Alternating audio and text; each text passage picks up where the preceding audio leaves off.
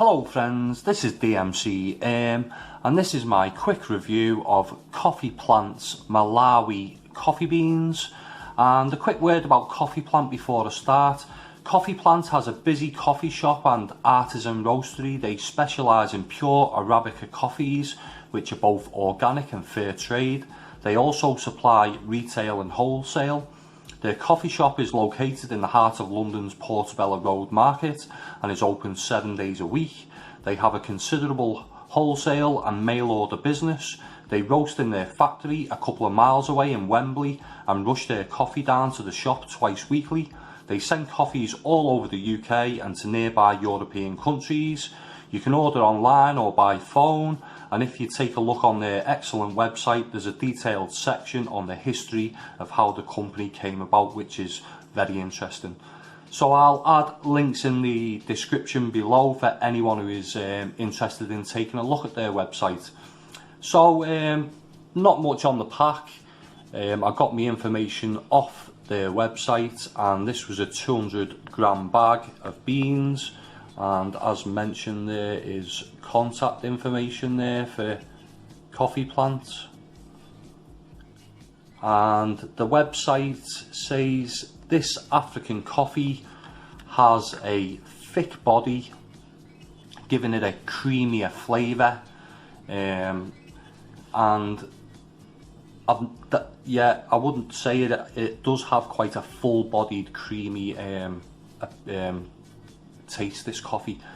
So we'll take a quick look at the beans, and it's a more sort of medium to dark roast, but more towards the medium side. This one slightly oily, the beans, but not entirely covered, just slight little spots of oil on the beans. Quite small in size, but look of them, a very even roast.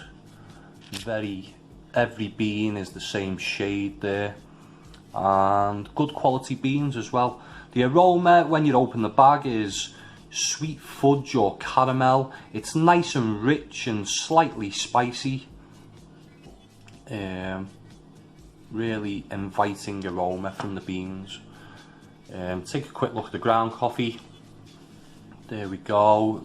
It's quite dark, slight reddish look to this one, and when ground it's a lot more vibrant, with the spiciness a bit more obvious, and gives it a nice bite as well. There's sweetness there and a slight sort of underlying earthiness as well.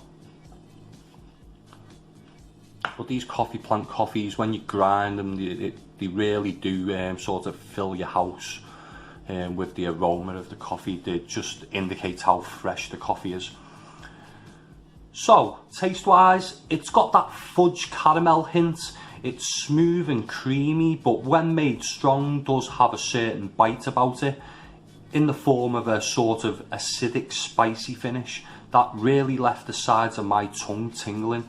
And again, when made strong, there's a slight floral hint that reminds me of a sort of French roast, but it's very subtle, and the acidic spicy finish was more prominent when made in the AeroPress and the French press, even when using an amount I would term weak in the espresso machine.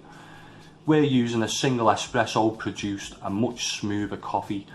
Not a typical African coffee, but it has similarities and reminds me of a Ugandan coffee I tried a while ago. White Nile, I think it was, that I remember having that same sort of tongue tingling effect. It is quite strong and full bodied and cooks well with plenty of milk, so it does make a nice cappuccino or latte. Another interesting coffee from Coffeeplants, a fine all day kind of coffee that as the day sort of wore on, I just added a little more milk just to tone it down slightly as it got more towards the end of the day. Well worth a try, this one, and this one scores a 4 out of 5, a really good example of a medium roast coffee. So I'd like to hear from anyone who's tried this coffee or any of the other coffees that Coffeeplants sell. Let me know your thoughts in the comments section below. If you like this video, give it a thumbs up, and if you want to see more coffee reviews in the future, subscribe to my channel. That was my quick review. Thanks for watching. Bye for now.